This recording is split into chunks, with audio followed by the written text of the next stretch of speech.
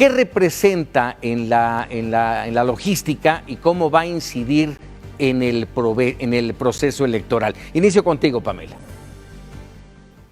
Paco, yo creo que sin duda alguna el tema de la pandemia tiene un efecto logístico indudable. Se tienen que tomar medidas específicas para garantizar que las elecciones no se conviertan en un elemento adicional de contagio. Creo que hay un conjunto de experiencias a nivel internacional, experiencias que incluso se tienen ya en México a partir de la organización de las elecciones de Hidalgo y de Coahuila, que dan bastantes elementos a la autoridad para poder atender esta cuestión.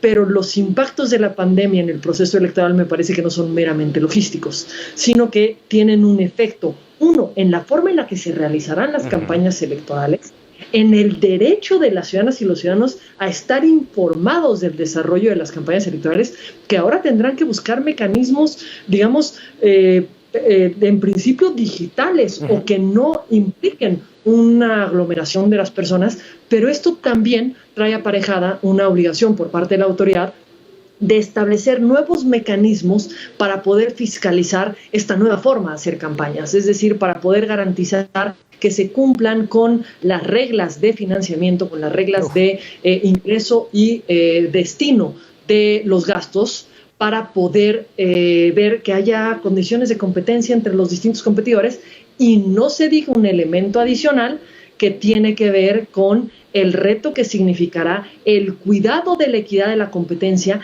también en relación con la intervención o posible intervención de servidores públicos. Empecemos nada más por la vacunación. Por la vacunación, sin duda, sin duda. ¿Cuál es tu punto de vista, Ciro? Bueno, yo creo que la pandemia pues ha trastocado la vida cotidiana de todas las sociedades en todas partes del mundo, y pues las elecciones no ocurren en una burbuja, son parte, sobre todo en un modelo como el mexicano, donde salimos a visitar a más de 12 millones de ciudadanos para invitarlos a que ellos se hagan cargo el día de la jornada electoral de instalar las casillas, de recibir a sus vecinos, de contar los votos, de llenar de su puño y letra las actas. Entonces tenemos un modelo electoral de mucha cercanía con la gente, y tenemos que asegurar que esta cercanía no genere riesgos adicionales innecesarios en materia de pandemia. De hecho, apenas el viernes se empezó esta tarea de visitar a más de 12 millones de ciudadanos, y nuestros capacitadores y asistentes electorales pues van con todas las medidas de seguridad. Creo que eso va a ser muy importante, que la gente le abra la puerta al INE, a la democracia, para que el 6 de junio haya 163,000 casillas instaladas en todo el país, para que la gente también en casillas con toda seguridad, sana distancia, pueda votar de manera tranquila. Es decir, tenemos el reto de no permitir que la democracia vaya a ser una víctima más de la pandemia, que se puedan conjugar los derechos a la salud, pero también los derechos políticos. Y por supuesto, hay que estar muy atentos, como bien señalaba Pamela, a que no haya usos inadecuados electoreros de la vacunación y en general de la pandemia. Yo celebro que apenas ayer se haya rectificado por parte del gobierno federal y hayan dejado de tomarle fotografía a la credencial para votar de la gente.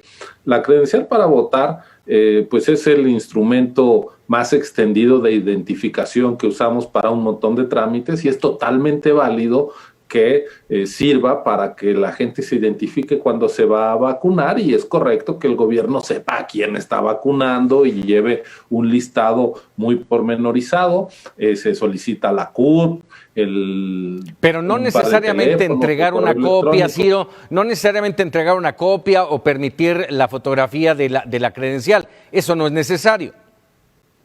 Totalmente innecesario. La credencial tiene, por ejemplo, la clave del lector, la sección electoral. ¿Eso para qué le sirve a quien está vacunando? De absolutamente nada. Y también se le tomaba en algunos casos la foto al ciudadano recién vacunado, es decir, que ya es un biométrico, es un dato pues reservado por la ley. Entonces a mí me parece que solo se estaba sembrando dudas y desconfianza de manera innecesaria, con este procedimiento que, insisto, qué bueno que ya dieron marcha atrás. El INE recibió una queja, en estos momentos pues están haciendo las indagatorias correspondientes, está en los módulos viendo si ya se ha dejado de estar exigiendo la foto de la credencial, si no se está incluso coaccionando a la gente en el sentido de que o me das la credencial y le saco foto, no vas a recibir la llamada para la segunda dosis. Pues son prácticas de todo incorrectas que esperamos se corrijan y que la verdad no debían ni haber iniciado, ¿no? A ver, ya los dos tocaron el tema de las vacunas, que es un tema polémico sin duda, pero agreguémosle el tema de la politización de la pandemia, el tema de la polarización política y social, y esto cómo podría incidir en el tema de la abstención, Pamela.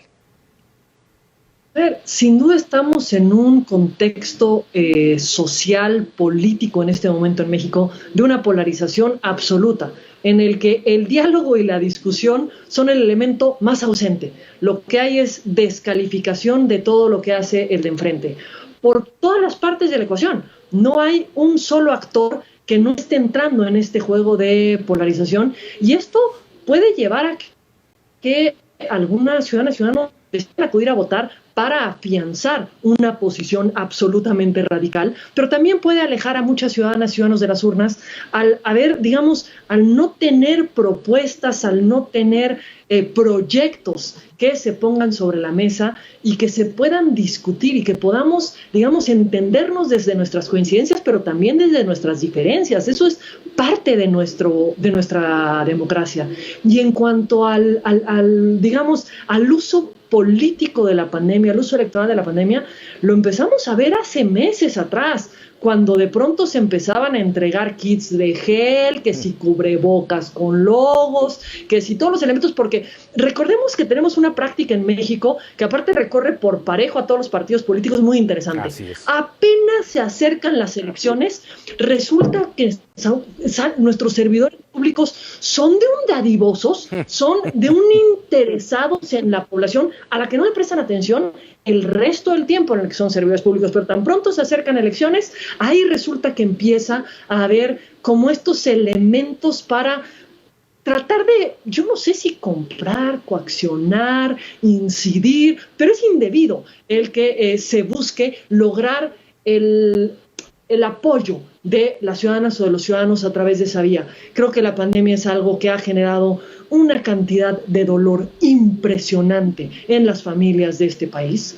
Han habido demasiados muertos, han habido demasiados enfermos y no se vale lucrar políticamente, lucrar electoralmente con ello, pero es una práctica que vimos desde que inició la pandemia, que no ha frenado hasta el día de hoy y que está teniendo su segundo momento, y lamentaría muchísimo que continuara en esa dirección con la vacunación. Ahí, ¿cuál es el papel, Ciro, del Instituto Nacional Electoral y del Tribunal Electoral? O sea, ¿qué se tiene que hacer? Hay muchos otros puntos que quiero preguntarle sobre este tema, pero específicamente en esto que acaba de mencionar Pamela.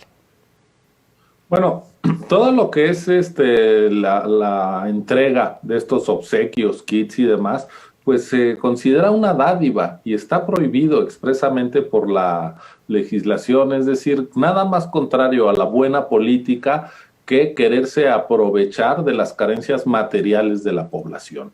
Por lo tanto, no pueden estar entregando estas ayudas, entre comillas, y también pues creo que no es correcto que se trate de asociar, por ejemplo, la vacunación con un partido político, porque finalmente pues es una política de Estado, es una responsabilidad de nuestras autoridades, y las autoridades electorales debemos estar muy atentas para frenar este tipo de prácticas. Por ejemplo, cuando se empiecen a distribuir, o ya ocurrió, de hecho desde el INE se armó, digamos, una macro queja para atender todas estas prácticas. El tribunal nos dijo, no, cuando se trata de asuntos locales, que vayan las autoridades locales. Nosotros no quisimos dejarlo pasar por alto. También ahí las autoridades locales tienen su responsabilidad, pero sin duda hay que evitar estas prácticas que antes se daban pues con otros bienes y servicios, ¿no? Ya sea repartiendo cemento, despensas, pues todo eso es incorrecto, es ilegal y no deberíamos de estarlo viendo en los meses y semanas por venir. Yo creo que la participación pues va a depender mucho de la centralidad que la gente le dé a su voto, y afortunadamente se trata de una elección concurrente con 32 elecciones locales. No solo es la Cámara de Diputados, hay 15 gubernaturas en juego, hay las alcaldías de 30 y presidencias municipales de 30 entidades, que es pues el gobierno más inmediato, más cercano a la gente.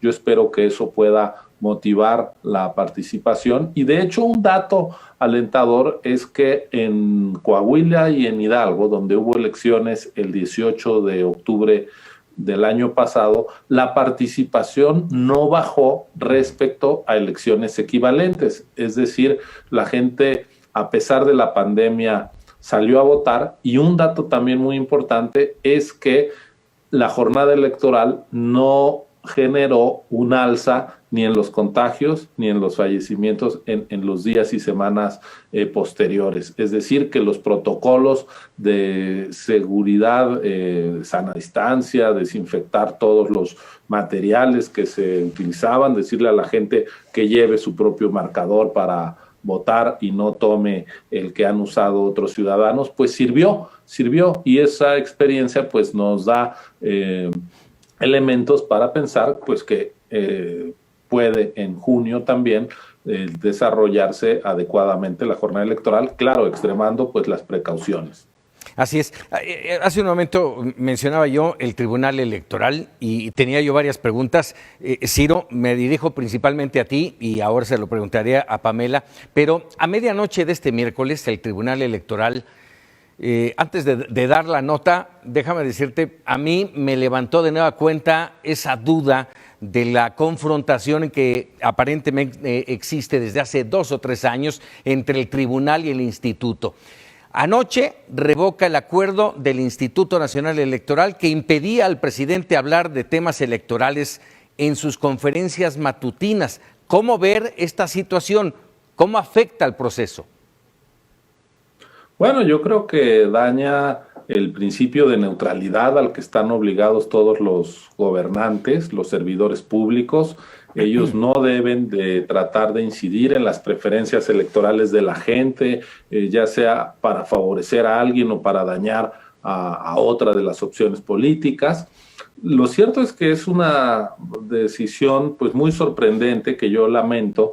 No conozco los argumentos porque además fue una sesión privada, a pesar de que la Constitución dice que uno de los principios rectores de la función electoral es la máxima publicidad, y uno hubiera esperado una sesión pública de los magistrados y las magistradas dando sus argumentos, sus razonamientos, como se hace siempre en el Consejo General del INE. Pues en este caso no los conocimos ni conocemos aún la sentencia. Vimos un boletín de prensa y es a partir de ahí que nos enteramos, pero pues a mí me resulta por un lado sorprendente que revoquen una decisión que el INE tomó por mandato expreso del tribunal. A ver. Fíjate que la historia la voy a tratar de contar muy breve. Sí. El año pasado el presidente, en sus conferencias de la mañana y en algunas giras, hacía referencia muy crítica a ciertos actores políticos. Estos se quejaron y desde la Comisión de Quejas del INE dijimos: señor presidente, esto no es válido, emitimos alguna medida cautelar que el tribunal nos revocó. El presidente siguió, emitimos otra medida cautelar en su vertiente inhibitoria para que el presidente no volviera a inmiscuirse como jugador en el proceso electoral, y el tribunal ahí nos dijo: a ver, esta decisión le corresponde no a la Comisión de Quejas, sino al Consejo General, que debe de fijar los parámetros para que el presidente no vaya a transgredir desde su mañanera el marco normativo. Bueno, pues entonces fuimos al Consejo General el 15 de enero, aprobamos estos parámetros, y eso es lo que se revocó ayer. Entre otras razones, lo que dice el boletín es que porque nos excedimos al decir que era válido también estas restricciones para otros servidores públicos.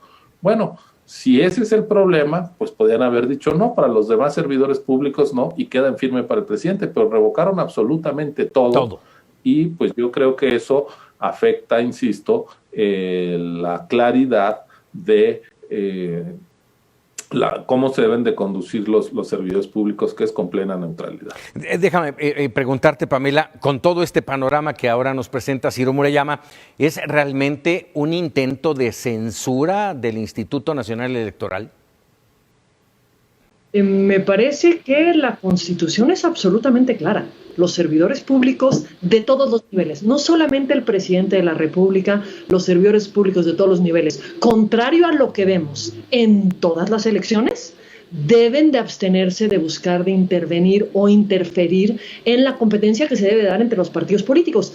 El presidente López Obrador no es el primer mandatario que incurre en prácticas que buscan incidir en la contienda electoral.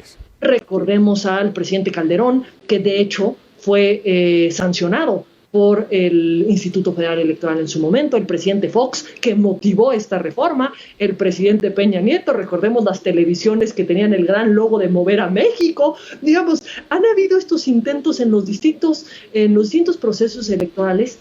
Y me parece que si algo tenía que hacer el INE era frenar estas conductas por parte del presidente y de los demás servidores públicos, porque no es una regla que tenga que ver con un actor en particular, es con una calidad, que es la calidad de servidores públicos y está expresamente prevista en la Constitución.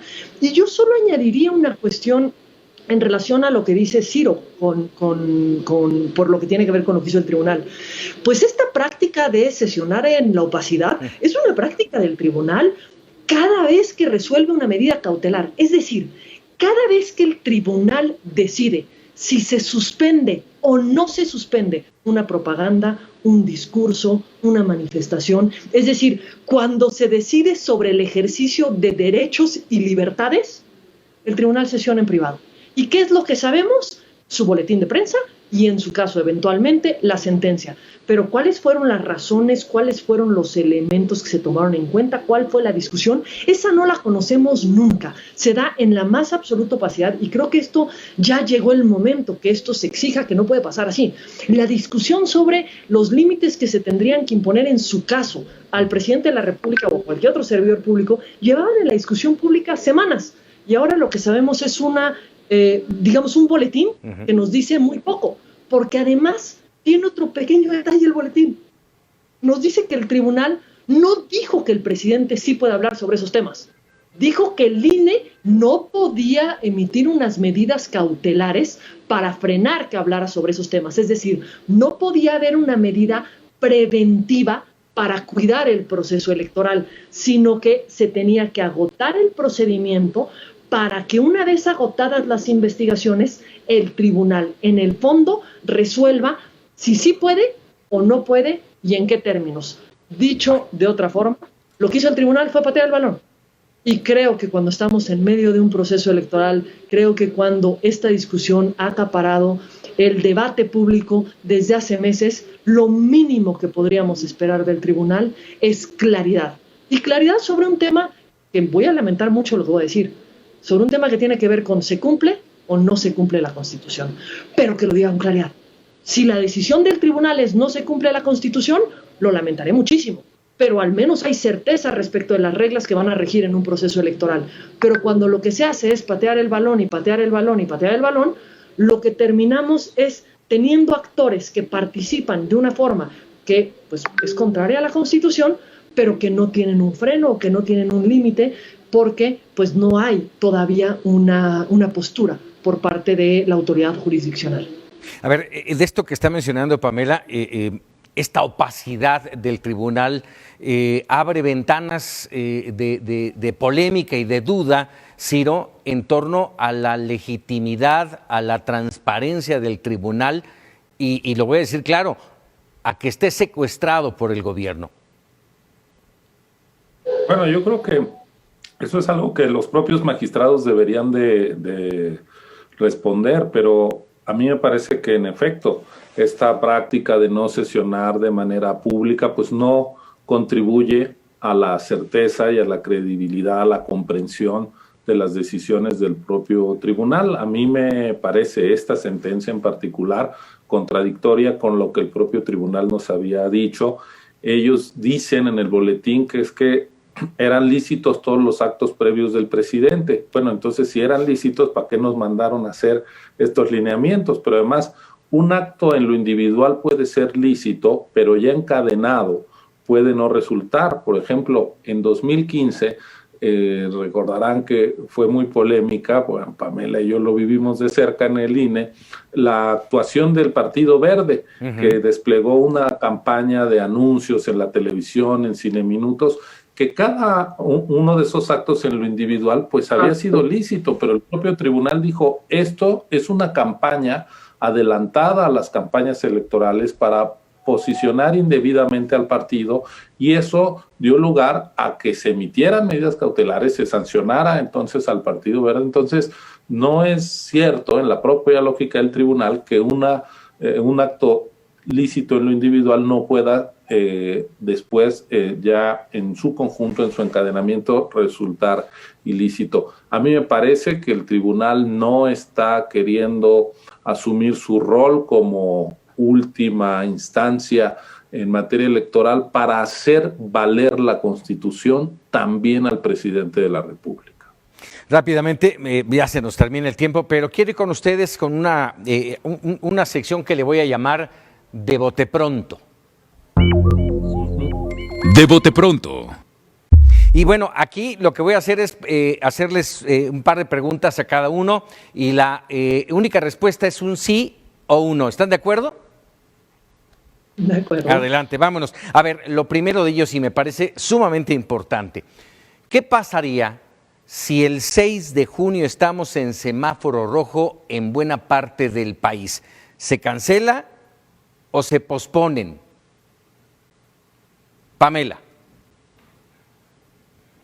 Me parece que es algo que la autoridad tendría que tomar en cuenta para preparar, para que no se tuvieran que cancelar ni posponer, a menos que fuera indispensable para poder garantizar los derechos en su conjunto. Pero esto es algo que por suerte tenemos tiempo para prever. Ciro. La verdad es que no tendría mucho sentido posponer la elección, porque por los propios plazos de fiscalización y de calificación de las elecciones tendríamos un espacio de 3 semanas, que no es mucho en términos de pandemia, para lograr tener instalado el Congreso el 1 de septiembre. Entonces, el plan B para el INE es el plan A reforzado con medidas de seguridad contra la pandemia, porque de que tiene que estar instalada la Cámara, no puede haber un vacío en la representación popular en nuestro país. El 1 de septiembre tiene que estar la Cámara y por lo tanto la idea es hacer las elecciones el 6 de junio con todas las medidas necesarias. De bote pronto, ¿sí o no? De acuerdo con todo lo que platicamos esta tarde aquí en Voto por México, ¿está en riesgo la democracia en este proceso? ¿Sí o no, Pamela? No, se tiene que cuidar para poder garantizar. La democracia no es algo estático, es algo que tenemos que cuidar todos los días. Ciro. Hay amenazas para la democracia en México y en el mundo, pero también hay un capital político muy importante, y es que la gente sabe, no hay una sola corriente de opinión que no reconozca que solo es a través de las elecciones cómo se accede al poder y a la representación, y eso le da una enorme fuerza al ejercicio democrático. Pamela San Martín, Ciro Murayama, les agradezco enorme esta primera, seguramente de muchas otras participaciones aquí en Voto por México en Mega Noticias, y es un gusto siempre estar con ustedes. Muchísimas gracias. Gracias a ti, Gracias Paco, a ustedes. gusto. Chao, Muchísimas gracias. Pamela, qué gusto verte.